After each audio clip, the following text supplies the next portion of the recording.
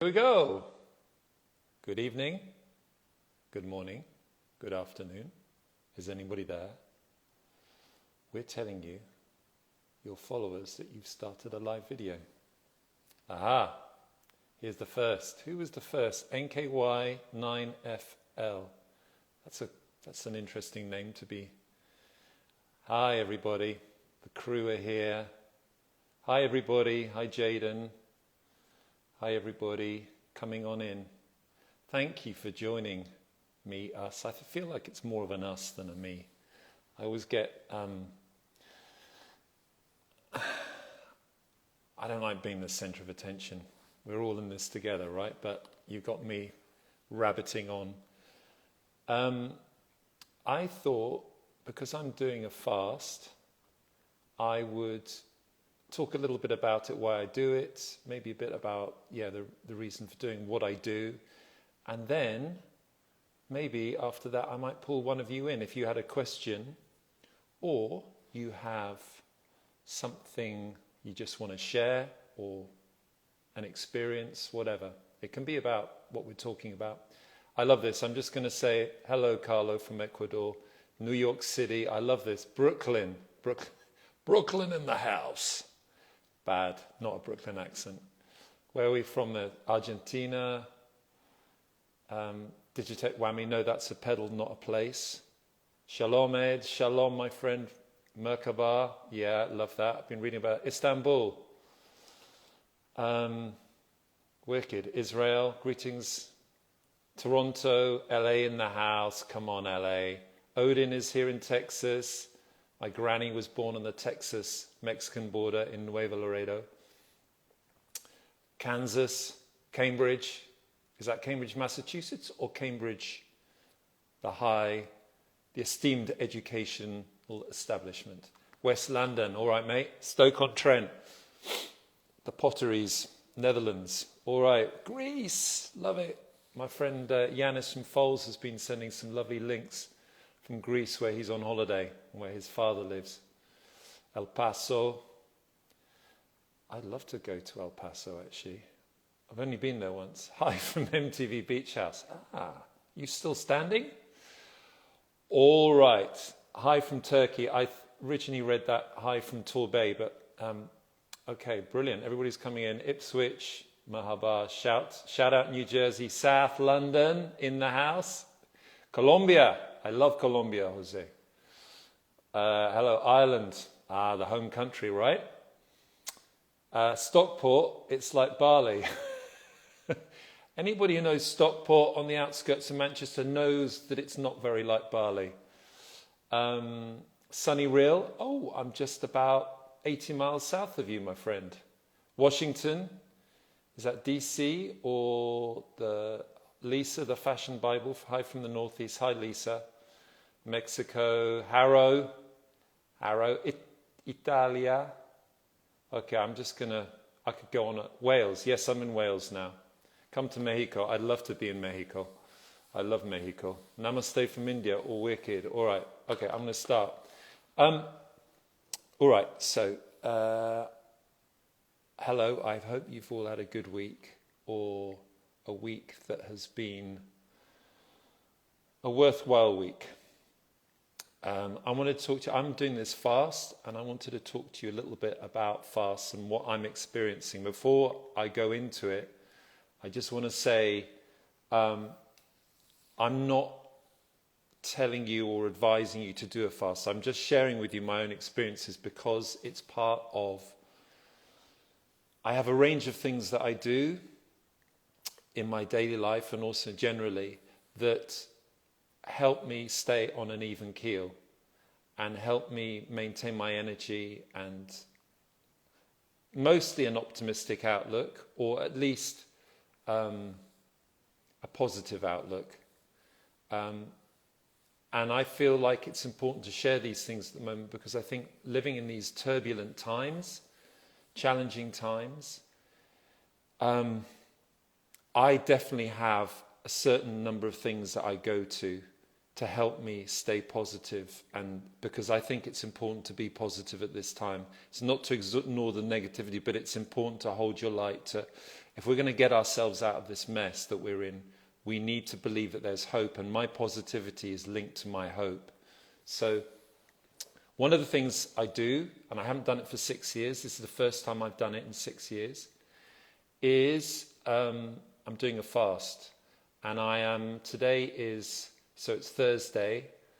I had my last meal on Sunday lunchtime with my mum. Una and I went round for a lovely lunch, and that was my last full meal. And I've been fasting properly since Monday, and I'm feeling pretty good. I've written some stuff out to remind me what I want to say about this, because my memory is a little bit weird, but I've been reading, taking it easy.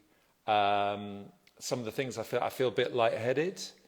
I'm not craving food. It's just a water fast. So I'm literally just drinking water, hot water sometimes, and occasionally a cup of tea, a cup of this white Chinese tea called Pai Mu Tan, which is excellent. So I allow myself 2 cups of that a day. And I'm going to stop on Saturday. And I'll tell you the reason why I'm doing this is because it's an important part of my kind of health regime. And I first did one in 2007. I'll answer some questions as we go along. I'm not taking any vitamins or supplements whilst I'm doing this. I do beforehand. I take fish oils, the right fish oils, omega-3, 6, 9, a lot of stuff. I will add the tea in the comments, yes. And I did my first fast in 2008, and I have, since about 2001, I decided to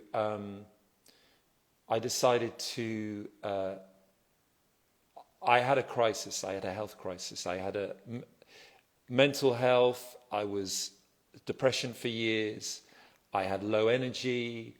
I'm tall. I'm 6'5". I had poor posture, and so I embarked upon this journey, and a lot of it's been an inner journey. But one of the things, after about 7 years, I knew I had to do something about. I had an unhealthy relationship with food. So I'd literally wake up in the morning and I would think about, like, where's my next meal? And I was obsessed with food. And if I didn't get food, I get hangry. You know, hungry and angry. If I didn't eat. So like these things fall into your path sometimes and you notice it. I basically someone gave me a book and I opened the page and it said fasting, and I read it and it's just like, okay, I knew my bones that I needed to do this. So I did that, and it basically was a water fast again, and it taught me how to do it. So there are ways of, you have to be gentle going into a fast, like what you eat, and you have to be very careful when you come out. No meat if you're a meat eater, very gentle foods. So I did that. And it was really hard. The first 3 days were the hardest thing I've ever done. There are lots of hard things, but I was like an old man. But the 4th day, I had it was like a euphoria. I felt this euphoria. And I had energy like I'd never had before. And I hadn't eaten for 4 days, and I was alive and truly awake, and I was like, fucking hell. It felt like a very spiritual thing as well. And I'm in London. And so anyway, at the end of it, I knew, and I felt amazing. I lost weight, which I kind of needed to do. Your skin gets, what you notice as well, your skin regains its elasticity. And very importantly, my relationship with food completely changed. You eat slowly, you eat more slowly, and you feel you feel your whole system is rebooted. So and I did that every year, and the last time I did that was 2014. And what I've realized as well, what I've realized is that in a lot of my readings, and I've been reading a lot of Native American readings at the moment. This is my favorite at the moment. Well, you can't see it because it's the old back to front thing, but it's on my post today. Fasting is a big thing. It's a big thing in Hinduism. It's a big thing in Buddhism. And also fasting is something that is something that people have been doing for hundreds of years. It's a way of maintaining good health. So I hadn't done it for 6 years. I knew I needed to do something. Since I had the virus, I've been struggling with my energy. My energy's been low, and I knew I needed to do it. And I feel like I've got more mental clarity and more vitality, even on day 4. I know I'm a bit weird, aren't I? No, I'm sorry. I just had one of those moments. Good job this isn't television, right? I've just been sidetracked. And so, yeah, thousands of years. I mean, people have been doing this for thousands of years. So I've totally connected with it. And the thing that I love about it as well is that it's not only a health thing. There aren't only health benefits. And it's a full body. It's like an emotional, it's like a spiritual, and it's like a physical reboot. And it's not easy, and I'm not advocating everyone to do it, but those of you out there who know about it, who've done it, will know what I'm talking about. And each fast you do is different. So the first fast I had was amazing. It was like going to a rave and doing loads of ease. I know, I haven't done that for a very, very long time. And I chased that experience the second time, and it was completely different. It was really hard. So I kind of feel it's like those things in life, you get what you need. So entering this fast, one of my intentions was like, I just laid myself open, and I was just like, okay, can I have the fast that I needed? So yeah, so that's why I'm fasting. And I've got some notes for the first time. I never ever have notes because my brain is a bit mushy at the moment on the fast. You have to go with the flow, because time stretches out, and I would advise, if anyone's doing a fast, not to go to work or stuff like that. But it is very different. It's not appropriate for some people. It's really good for me. And I'm just going to, as well, just add on some of the things about, I'm going to share with you those things that I use and I need in order to keep on the straight and narrow. Because it's hard. I mean, and I know that I've got the golden ticket. I'm a musician. I'm in this band. I've got this incredible kind of freedom of life. But I know that I still feel it. So these are the things that I've got a little list of things. So fasting every year around the time of the change of season. I like the end of the summer into autumn. The fall is good. So a daily thing for me, very important thing I do every morning, first thing, is... hang on a sec, just about the fasting. Someone asked me, did I have a killer headache?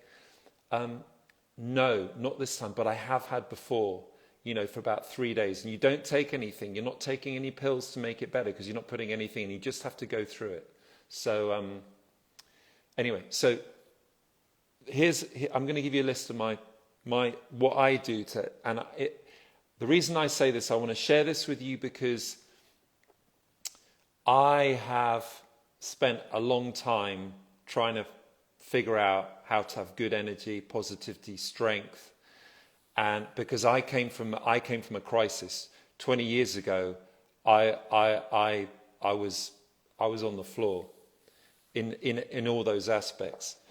So the first thing, the daily routine for me that really works, and this is just for me, and I'm not advocating, but also I know that a lot of things are tried and tested. So, but again, please, please, please, I'm not telling you what to do. I'm just sharing with you, and maybe some of this resonates. And if it does, great. If it doesn't, no worries. Great too. Okay, so the first thing is meditation. That's a big thing for me. Every day, I taught myself to meditate. about 18 years ago. I'm a bastard meditator. My father, when I was a teenager, he studied TM, Transcendental Meditation, and I saw the profound effects on him and his life. And so I knew one of the things I had to turn to at this crisis was meditation. So about 18, 19 years ago. So that's what I start with in the day. I teach myself. But there are lots of books, there are apps, all sorts of stuff you can do. And maybe one day I will get a teacher, but I do a very simple meditation, which is basically mindfulness. And it really, how to start meditating? Go on the internet, find out. Transcendental meditation is a very good way of learning how to meditate. It involves money, you have to pay for it, but it's a tried and tested route. But there are lots and lots of ways. But I think that for me is like key. It's I always do it. If I don't do my meditation, I really notice it. It's the moment of calm and stillness at the beginning of the day. And it kind of, when you start, it's really difficult to meditate. Or it can be, I found it. And you can have days when it's and there's all this stuff. And it's just literally, it's a process, I think, of calming the mind, of processing. That we all have so much stuff. We're exposed to so much stuff in our daily lives and, early in our lives. And if we don't process it, it's still there. So I do meditation. Second thing I do is exercise. Exercise for me is really important. So I probably do yoga once a week. I used to do it every day, but I started actually running again about 2 years ago, after 15 years of not running. I wouldn't call it running. It's kind of more of it's like a middle-aged shuffle. But I run for about 3.5 miles, takes me about half an hour, and it does the job. And I found it, and it's very low impact, it's very gentle, and I use these barefoot running shoes, which are brilliant. So I do that, and I also do kettlebells a couple of times a week. I do some weights, and that for me is a really, exercise, and that again is another piece. Okay, so here's some other things that I do. Those are the kind of the key things that I do on a very, very regular way. And then so there are other things I think that are important for good mental health and good balance. I think to be able to connect with nature at times, that really helps me, being out there in nature, just, getting out of the city, not being amongst hundreds and thousands of people. Surround yourselves with good people. A lot of you will know what I mean about that. And some of you who don't, there are times when and I've had it in my life, when you aren't surrounded by good people. And that can really shake you, discombobulate you. And I would say that that's a really, really important thing. And if you can, and unfortunately we all find ourselves, and these can happen. Listen, I've had a best friend who turned out not to be a good person, and those things can be shocking. And even families, there are people. We have these complex relationships, and I think you have to figure out who are the people that make you feel good about yourself, and who are the people who bring you down. And it's very hard, because sometimes the people who bring me down are often the people closest to you. But as I've got older, I'm like, I don't have time for this anymore. I'm not going to accept this shit anymore. So that, again, has been a really important thing. The right surroundings, the right job, where you live, all that stuff. Does it resonate? Is it good for you? Does it make you, And I know we don't always have the right surroundings, but I'm a real believer in,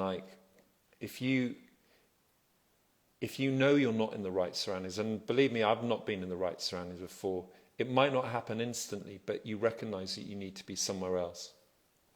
Another big thing, which is a daily thing, is eat and drink right. That for me is a massive thing. Having had Candida, which was a big thing, and depression, the wrong foods and the wrong drinks and stuff will bring me down.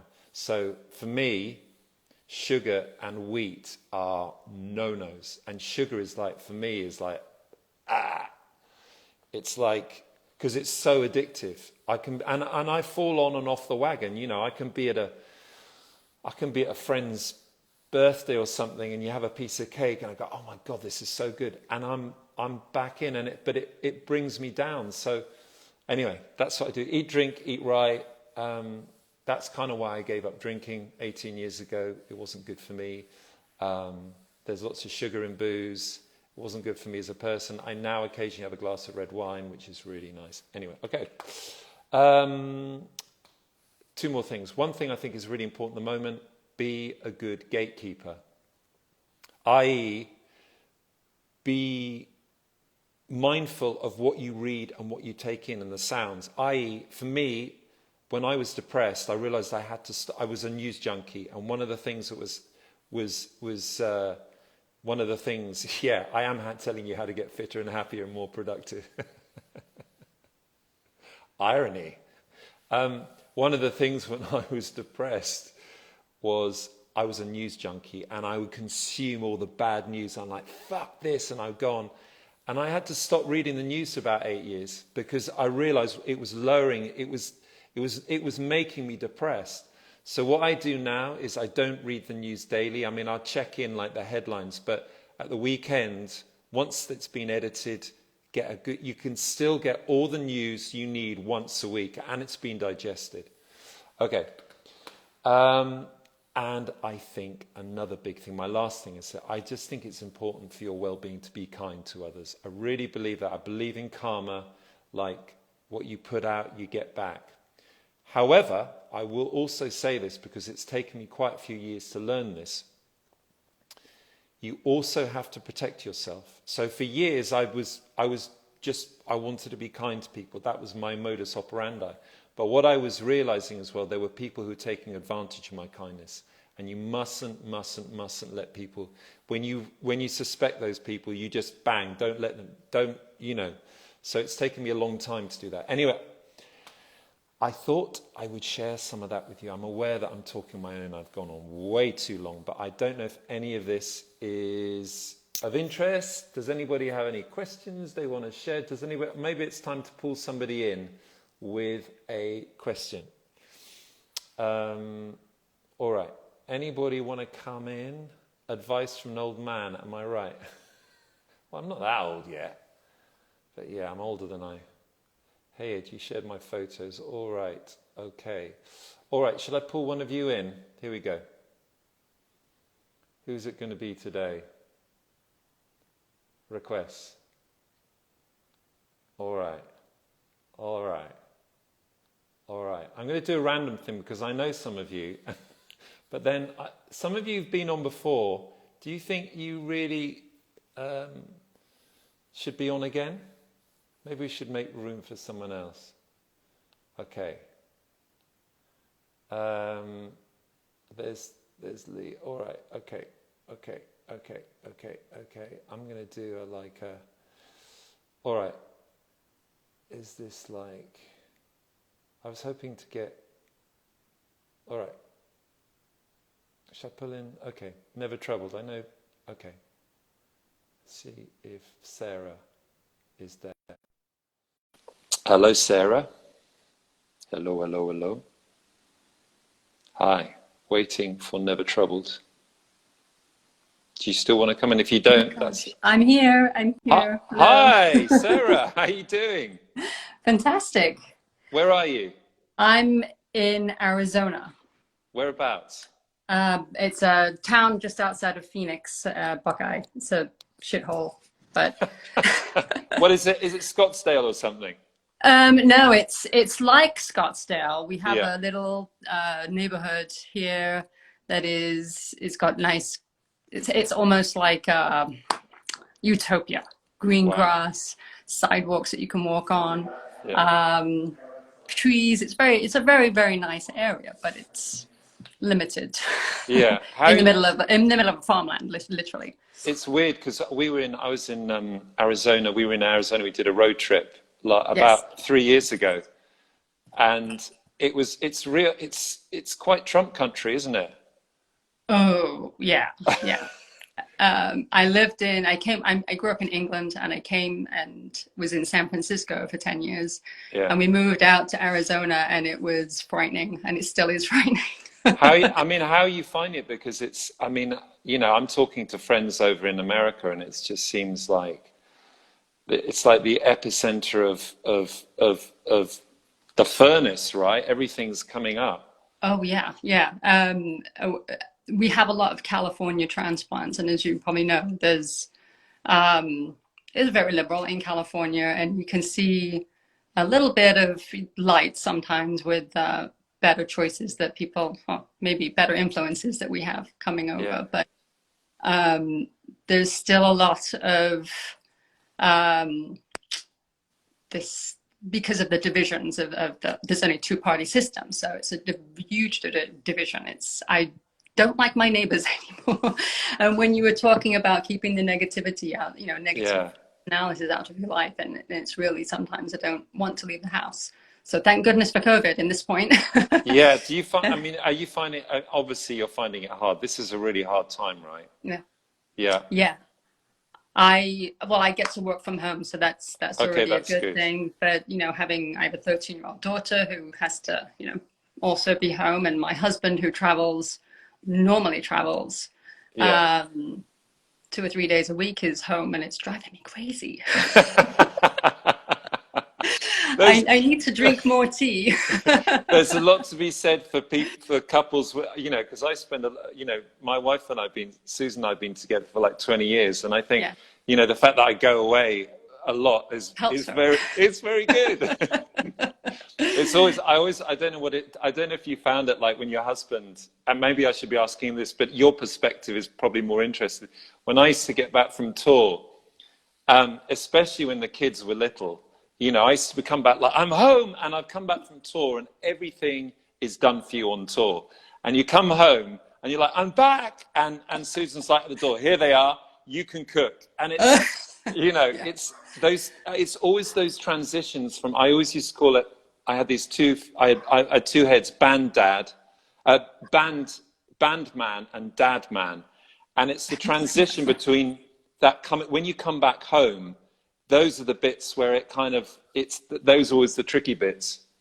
Yeah, and I think with your wife as well as with me, you have your set routine, what you go through with the kids, and you know, getting yourself ready for work in the morning, and anytime he comes home, it's upset immediately. Yeah. Well done, all of you. Exactly. So again, you have to surround yourself with positive people. So usually when he gets home, it's like, okay, see ya. Yeah. My turn. Where do you come from in England, Britain? Lovely town of Grimsby. Really? On the East Coast there, yeah. Famed for its fishing. Famed for fishing, yeah. So hence the reason why I'm in the United States. How long have you been over there for? For 26 years now. Wow. I've been home. I lived home in London for a couple of years, back in 2000, 2001. So I really miss being home. You had your post the other day, you know, September. Oh gosh, I so miss the autumn. It's so beautiful here, isn't it? I mean, there's something, I mean, I love the fall in America. Like we did a tour back in '93 with Belly, and we basically toured America in a month. But we were kind of a bit later, we were October, and it was beautiful. I mean, Arizona was kind of, I remember we played in Phoenix, and Arizona was Arizona, but you know, Colorado, and you could feel, I just love this time of year, and Britain here at the moment, because we always get these amazing Indian summers with, you know, it's warm and you don't have to wear a coat. Yeah, exactly. I don't know what that's like anymore. I don't think I put a coat on in 16 years. Wow, that must be so weird. Okay, I might be lying a little bit, but generally, you know, it's you don't need it. Yeah. Even so, I have to show you this. So yeah, we're talking about hope. There's hope backwards. But... Oh, wicked. It's the most. I think it's the most important thing, isn't it? I mean, I've definitely struggled the last 2-3 months, and that's why I'm doing a fast. Um, what was I guess that I've sort of been brought down. There's a lot of positivity because I think the whole Black Lives Matter movement is so brilliant and so important. Yeah. But there's converse to that, there's so much chaos and there's so much that brings you down. And that's why I'm kind of doing a fast, because I just, Get out, right? I'm hoping that it'll have a really good effect. And I already feel it, but you just have to look after yourself at the moment. It's really important, isn't it? Yes, yes. And, talking about yoga, I have my yoga class today. So yeah, looking forward. I haven't done it in a while because I've been away. So I'm really looking forward to getting back into it, even though it's still 100 degrees outside. But is it really? we do it outside. So it's... so it's like a Bikram or something. It's in the heat, or are you hot yoga?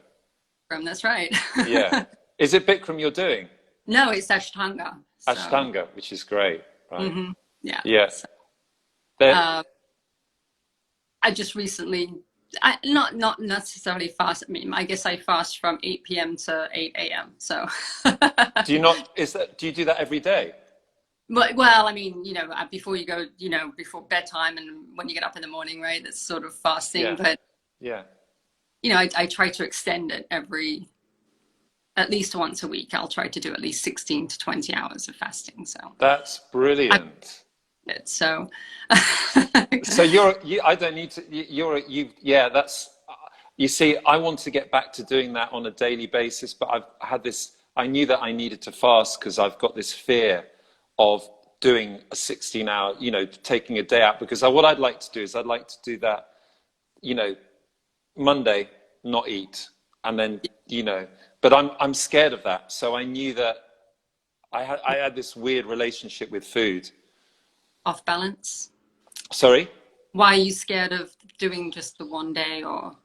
There's like a deep-seated, and it goes back to why I said about doing a fast originally, there's a deep-seated fear about not having food. Like I have this, and it's a weird, and I don't have it so much anymore. I didn't, but before I did my first fast, I would literally wake up thinking, where am I going to have lunch? What's going to be for supper? And if I didn't have food, I thought that I wasn't going to be able to do what I needed to do in the day, and it was like my fuel, it was my energy. And I remember when we were in studio and stuff, because I thought I've got to be on it and stuff. Yeah. I'd eat so much, and it was, and I got heavy. I felt the same way. I have to do something, and I cut out the wheat, the bread. Yeah. Pasta was my enemy, and I saw myself like the scale. I'm like, oh boy, I refuse to go out and buy a whole new wardrobe. So yeah. So went back, and now I've been trying on clothes from 15 years ago, and I feel really good. And being able to do the yoga poses that I always used to do again was liberating. So sticking with it. Well done. You're another inspirational person doing this. I mean, like but you know how it makes you feel, right? Yeah. I mean, I'm 48, so I'm getting up there as high as you almost. And you are not 48. And no way. Wow. Okay, so everybody out there, Sarah's 48. I'm 52, which sounds a lot older than 48. Yeah. Well, yeah. I mean, the other part for me is my dad died at 48, so I feel like this is a milestone to have accomplished getting this far. So, he's always my dad always said, I don't want to be an old man, and his old man thought was he didn't want to live till 40, and he made it. He was just born a 50-year-old man. So it's a funny thing, isn't it? Because there was this whole thing about life ends at 40. It's all downhill after you're 40, and I was just like, by the time I was 40, I was just getting into it and I was sorting my shit out. And I read so much stuff, and I read stuff like, you know, I got really into Taoism. There's an amazing book by, one of my favorite books is this book called The Chronicles of Tao by this writer called Deng Ming Dao. And he talks about Taoist masters. And he says in it, he said, he said the average age, you know, Taoist masters could live till 180. But they lived up in the hills, and, you know, they had the best herbs. They looked, you know, they did everything to the nth degree in terms of health. And I've got to say, this hilarious, this fact that he said the oldest Taoist master was born, you know, around 1680 and died in 1930. So yeah, go figure. The maths is like crazy on that. He's like 250 years old. But the point being, and I'm quite gullible anyway, so I don't think the guy is going to be, you know, he's not going to say it unless there's some truth there. But anyway, what I realized from all of this was that actually, no, you know, you can carry on extending how you feel. And, you know, so much of it is what you do, and it's in the head, isn't it? And it's your outlook. And because, you know, we all know old, like 20, you know, 6-year-old, 20-year-olds. And Susan's uncle as well, he's like 86, and he still does he goes and does his weights and stuff. He was from Guyana and lives in Toronto now. But he's an amazing guy, Tony. He just goes off every day and he does his weights, and he's strong. You know, he's not Arnold Schwarzenegger, but he's proper strong, not posy strong. I mean, that's quite phenomenal. My husband's grandmother lived till 107. Her whole key to life was fresh vegetables, walking, and she was just always completely content. So she was probably walking about 2 miles a day up until she was 98. Wow. She fell and she ended up having to go into you know, assisted living, but her mind was always there, and she was quite an incredible lady, very uplifting lady to be able to do that. But you would see her do these exercises with her hands and her yeah you have to the thing is, you have to do it, don't you? And it's also that whole thing about that, obviously what you're saying about her, she obviously had positive mindset. You know, exercise. Maybe if she'd sat in her chair all day and watched TV, she wouldn't have lived as so long, or had that positive. We all know what it's like to watch TV all day and sit in a chair. It doesn't make you feel good, does it? No. I actually I only have my iPad now to watch Netflix, and we have a TV. It doesn't go on while I'm home, at least. So, and but I don't miss anything. I don't, you know, you get absorbed by all of the crap on the news on Facebook and what comes across the screen. But it's a sad that people believe half of what comes in there. So yeah. Television is it's a rabbit hole, isn't it, of a conversation? That's right. Sarah, it's been. I was aware last week when I did this. I went on for an hour and a half, and I could carry on talking to you for a very long time. It's such a pleasure, you know. And this, and I think that I've listened to some of your radio shows that I've caught, and it's almost like you've been interviewing people for years, and so it's really.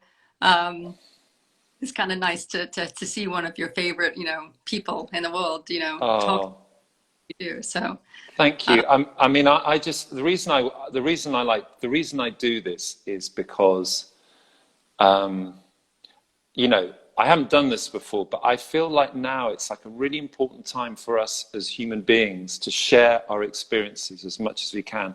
And I'm also like, I've never felt comfortable with hierarchies. Like, you know, I know because of the culture that we live in, you know, this kind of thing of like, because you're in a successful band, you're a successful musician, that people place you up on a pedestal.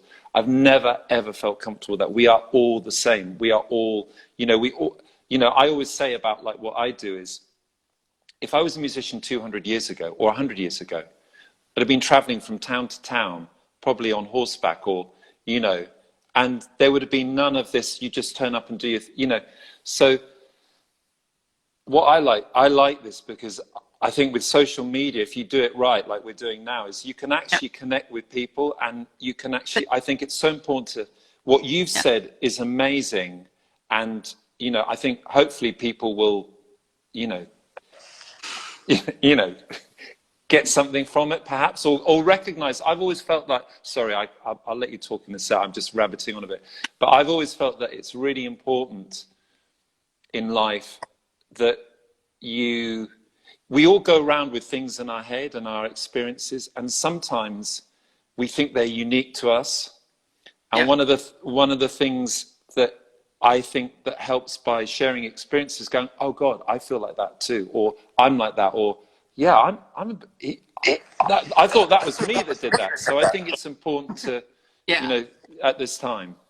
Yeah. And I think that's the beauty of music and listening to particular lyrics, and how you can connect to you on certain songs that you've written and sung, and I think we all get this. Oh, that song was written for me. It definitely was. Yeah. You really feel that. So I think what you're doing, the music in general, it's an easy way for people to connect and for people to communicate, because they can't communicate themselves wholly or truthfully or honestly. So thank you for that. Well, I hope you have a beautiful rest of your day. I hope the yoga goes well.